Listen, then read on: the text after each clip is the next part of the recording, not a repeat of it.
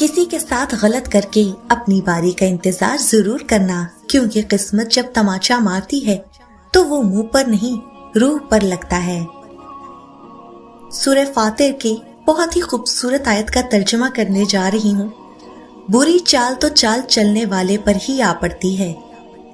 اللہ دیکھ رہا ہے، یہ صرف الفاظ نہیں ہے۔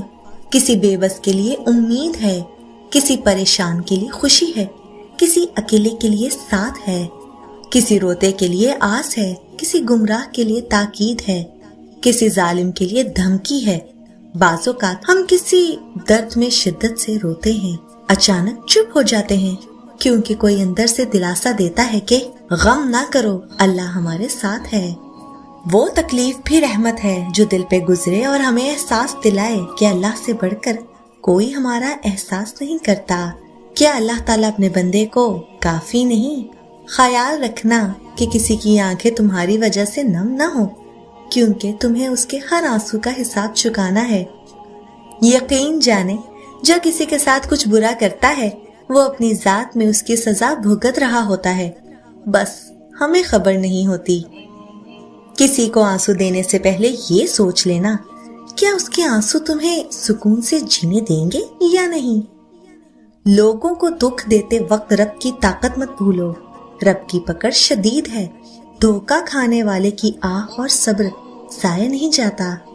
بڑے بزرگ کہہ گئے ہیں کہ ہاتھوں کی لگائی دانتوں سے کھولنی پڑتی ہے، اس لیے یہ مت سوچو کہ آپ نے جو کسی کے ساتھ کیا وہ آپ کے ساتھ نہیں ہو سکتا۔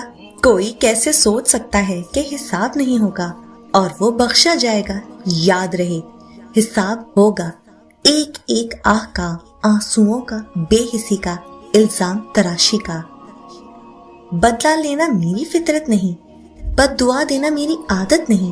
مجھے جس سے شکایت ہو، میرا دل جس نے دکھایا ہو، میں آنکھیں بند کر لیتی ہوں، ایک لمبی سانس لیتی ہوں اور سب خدا پر چھوڑ دیتی ہوں۔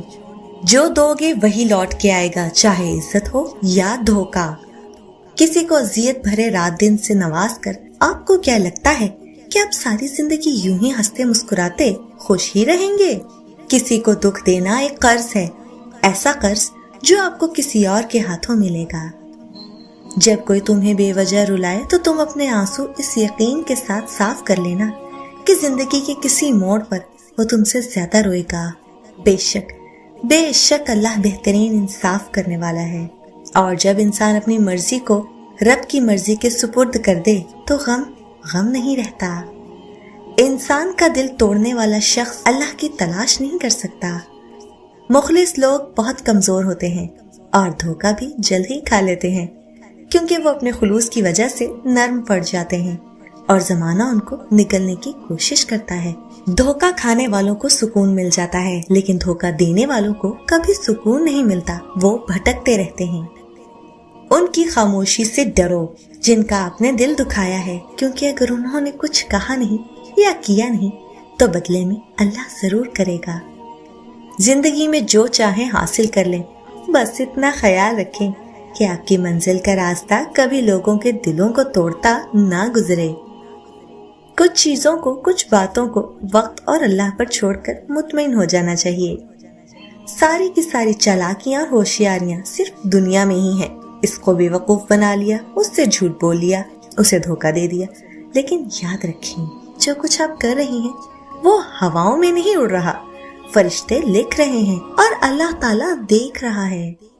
مکافات عمل دستک نہیں دیتی اور نہ ہی کسی در کے کھلنے کا انتظار رہتا ہے، یہ تو جہاں بھی جاتی ہے اپنے دروازے کھول لیتی ہے۔ جو آج تم کرو گے کل وہی تمہارے ساتھ ہوگا، اس لیے کسی کی زندگی جہنم بنا کر سجدوں میں جنت مانگنا چھوڑ دو۔ زندگی جب بھی رلائے تو سمجھ لینا گناہ معاف ہو گئے، اور زندگی جب بھی ہنسائے تو سمجھ لینا دعا قبول ہو گئی۔ ظالم کو اللہ مہلت ضرور دیتا ہے، لیکن کیا تم نے سنا نہیں؟ اس کی پکڑ بہت شدید ہے۔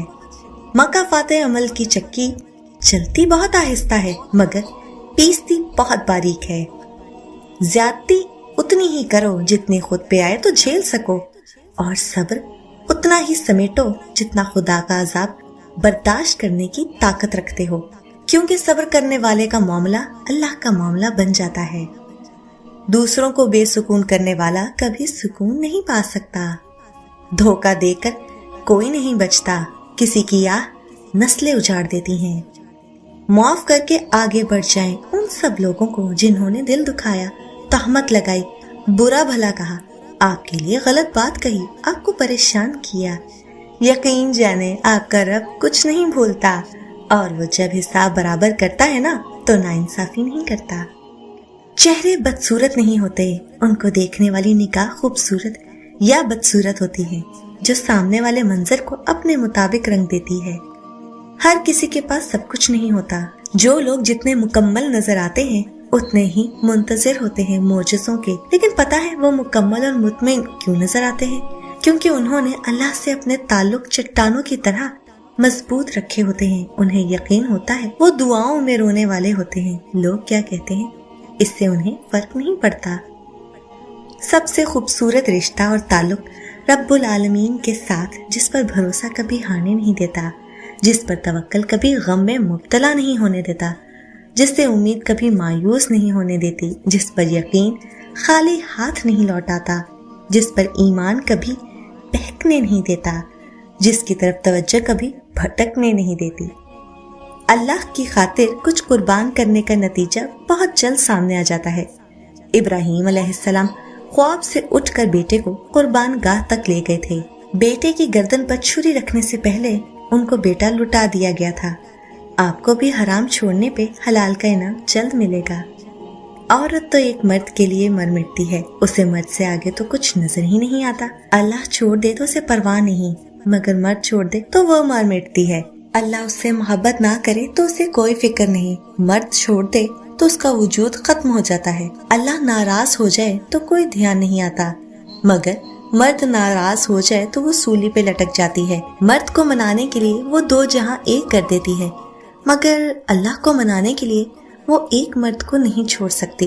مرد کو منانے کے لیے وہ ہر رشتہ چھوڑنے پہ تیار ہو جاتی ہے، ماں کا، باپ کا، بہن بھائی کا، اور اللہ کے لیے ہر چیز کا ایک مرکز ہوتا ہے، اور مسلمان کا مرکز اسلام ہے، اور اس کی تمام ترجیحات اس مرکز کے گرد گھومتی ہیں، ورنہ اس مرکز سے نکل کر انسان ایک ذرا بے ثبات ہے۔ کچھ بھی کر لیا جائے، جتنا مرضی حدود سے باہر نکل کر انجوائے کر لیا جائے، آخر کار ایک بار دل خاموشی سے کہہ ہی جاتا ہے کہ کیا فائدہ، گزر ہی گیا وقت، رہ تو وہ گیا ہے جو آگے بھیج دیا ہے۔